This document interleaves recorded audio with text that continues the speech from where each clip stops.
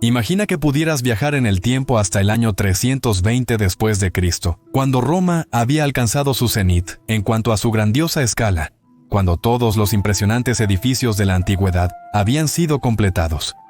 Roma en aquellos días ofrecía un espectáculo sin igual a lo que el mundo había visto para visitantes de todos los rincones del Imperio Romano. Gigantescos anfiteatros, enormes estatuas, una cantidad insana de estatuas más pequeñas, gigantescas fuentes, los famosos mercados de Trajano, una increíble cantidad de complejos de baños, algunos tan grandes que podrías llamarlos pequeñas ciudades. Luego el increíble Circo Máximo, luego las impresionantes murallas de la ciudad. Pero 3 edificios en particular evocarían emociones muy fuertes, ya que estos edificios eran absolutamente impresionantes. A saber, los 3 templos más grandes jamás construidos en Roma, incluso desde lejos. Algunos de ellos se podían ver sobresaliendo mucho por encima de sus alrededores en algunas de las 7 colinas de Roma. ¿Cuáles eran estos templos? ¿Cuándo fueron construidos? Y podemos hoy aún ver restos de ellos. 1. Templo de Júpiter. Optimus Maximus. Si te hubieras acercado a Roma en el año 320 después de Cristo, ya desde lejos, habrías visto un templo sobresaliendo por encima de todos los demás, su mármol blanco brillando intensamente al sol. Este era el templo de Júpiter en el Monte Capitolino. Como su nombre lo indica, el templo estaba dedicado al dios Júpiter, el padrino del panteón romano. Júpiter era el análogo romano de Zeus en la mitología griega. La zona más antigua habitada en Roma estaba en el Monte Palatino. La evidencia arqueológica muestra que las personas habían vivido allí desde el siglo X a.C. Sin embargo, Roma solo se estableció oficialmente en el año 753 a.C.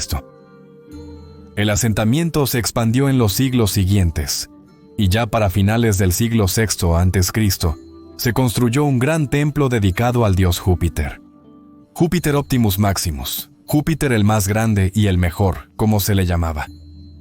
Este templo ya estaba dedicado desde tan temprano como el año 509 a.C., en el año en que el último rey de Roma, Lucio Tarquinio el Soberbio, fue desterrado de la ciudad, y cuando oficialmente comenzó la República Romana.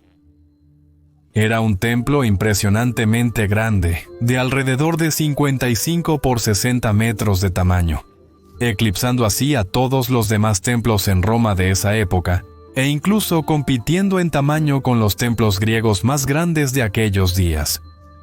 Se basaba en gran medida en la arquitectura etrusca, y es muy probable que muchos artesanos etruscos trabajaran en el templo. El templo estuvo en pie durante 426 años, hasta que se incendió en las guerras civiles durante la dictadura de Sulla, en el 83 a.C. Un segundo templo se construyó rápidamente después del incendio, completándose alrededor del 61 a.C. sobre la misma base fundacional. De este templo, del que no se sabe mucho, y que probablemente tenía una mayor influencia arquitectónica griega, era aproximadamente del mismo tamaño que el primer templo. Permaneció durante 130 años, hasta que se incendió en el año 69 d.C., cuando el área del Capitolio ardió debido a una guerra civil que estaba teniendo lugar en ese año, el famoso año de los 4 emperadores. Un nuevo templo fue rápidamente iniciado bajo el emperador Vespasiano, y este tercer templo de Júpiter fue terminado y dedicado en el año 75 d.C.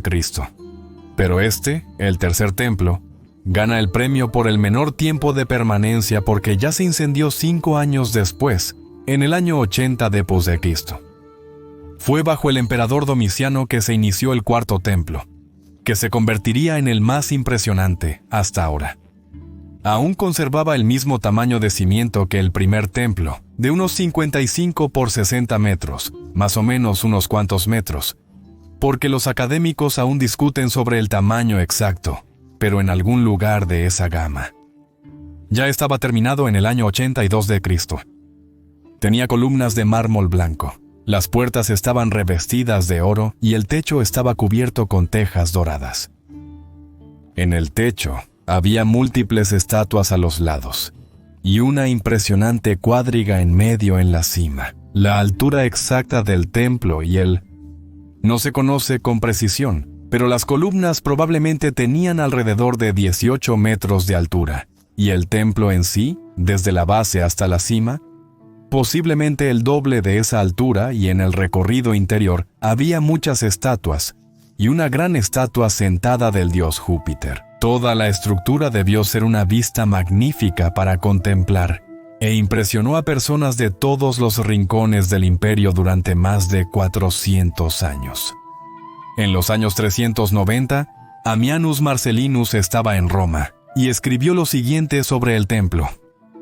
El Capitolium, con el cual la venerada Roma se eleva a la eternidad. El mundo entero no contempla nada más magnífico. Se alzaba sobre la ciudad y se podía ver el templo incluso desde fuera de las murallas de la ciudad.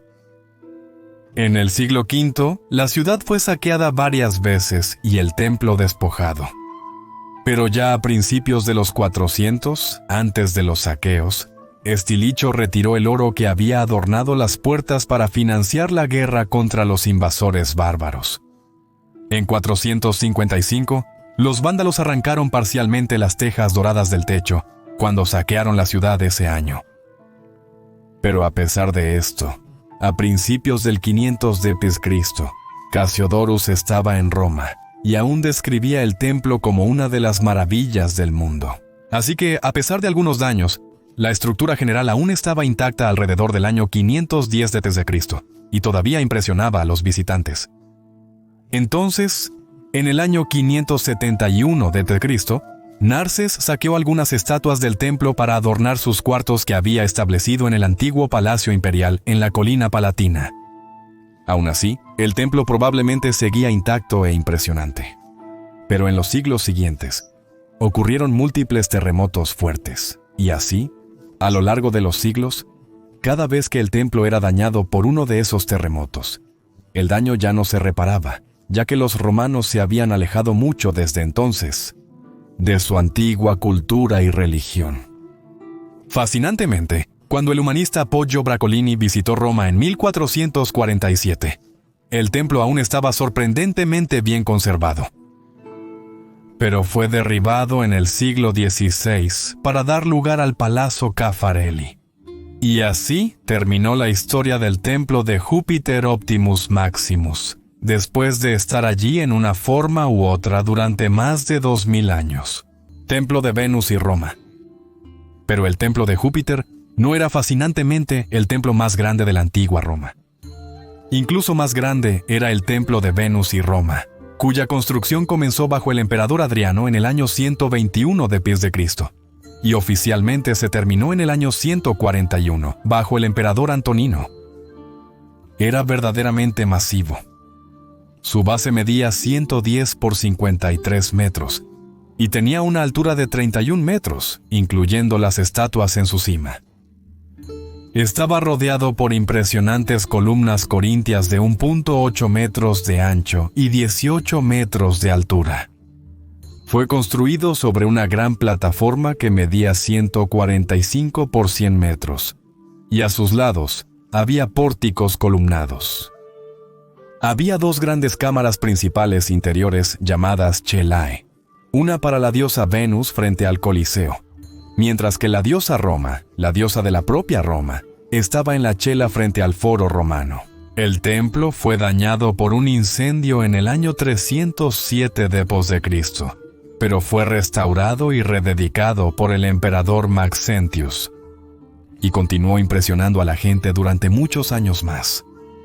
En el año 357, cuando el emperador Constantius II visitó Roma, quedó impresionado por la escala masiva del templo.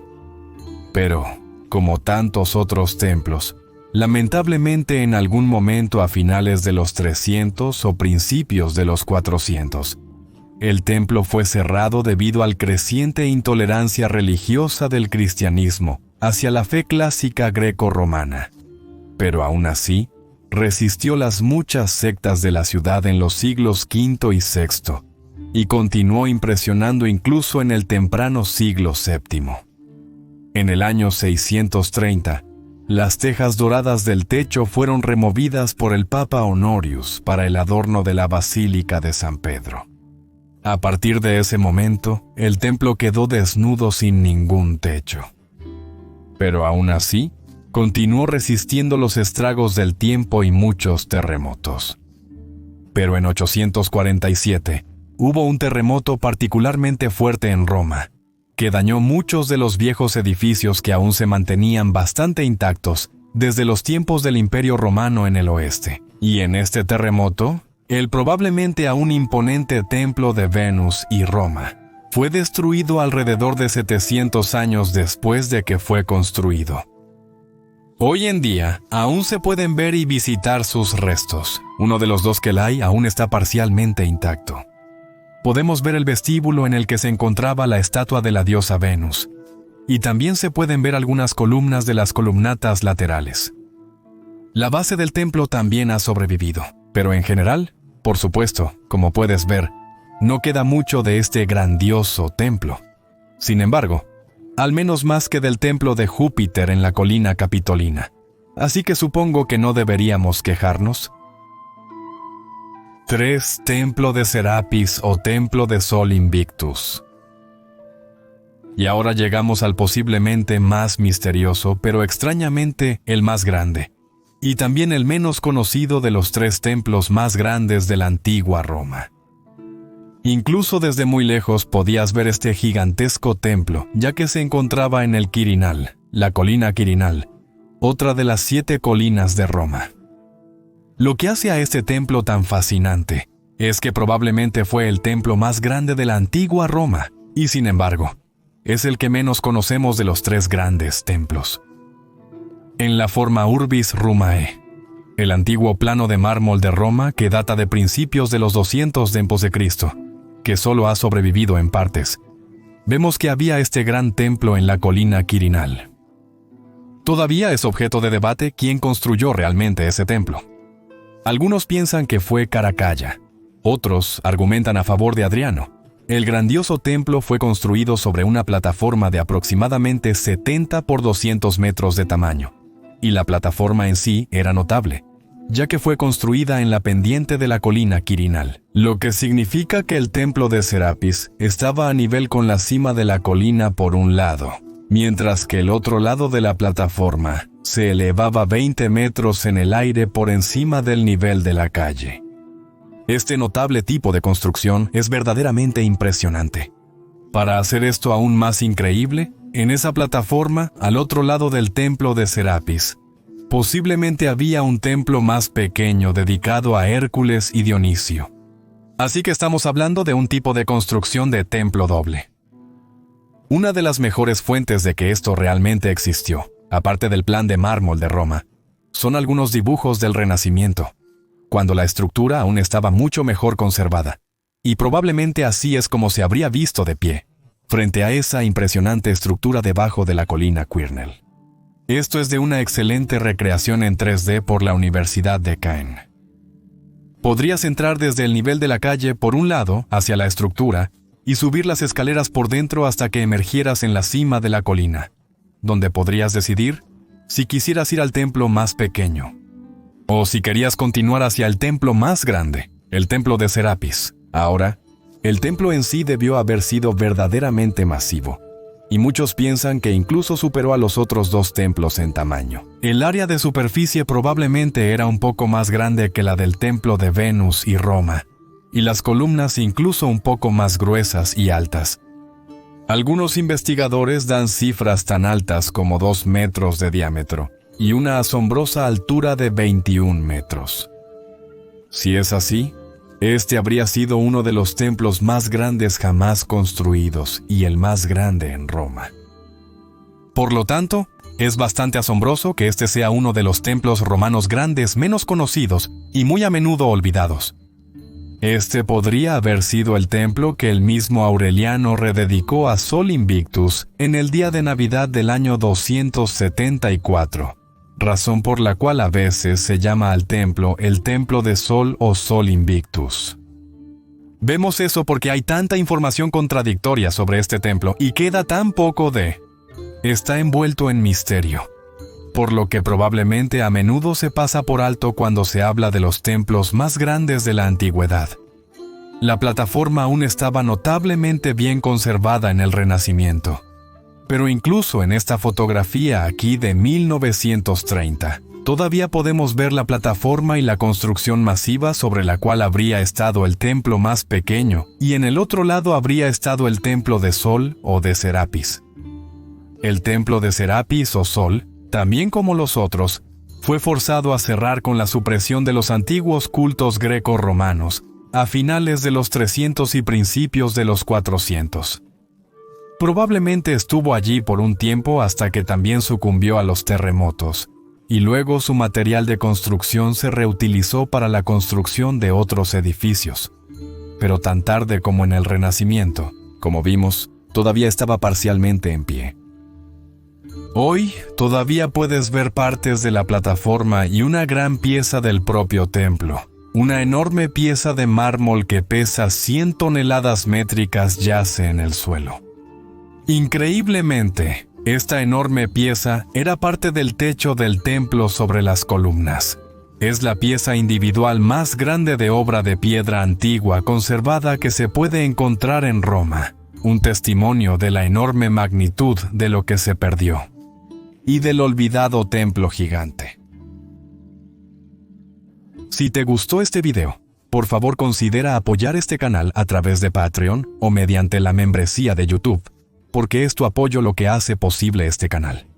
Muchas gracias, y por supuesto quiero agradecer a todos los que están apoyando a Mayorianos. Ustedes son increíbles.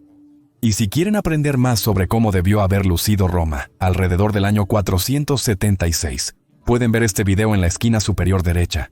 Pero si quieren aprender más sobre Roma en el siglo VI, pueden ver el otro video en la esquina inferior derecha.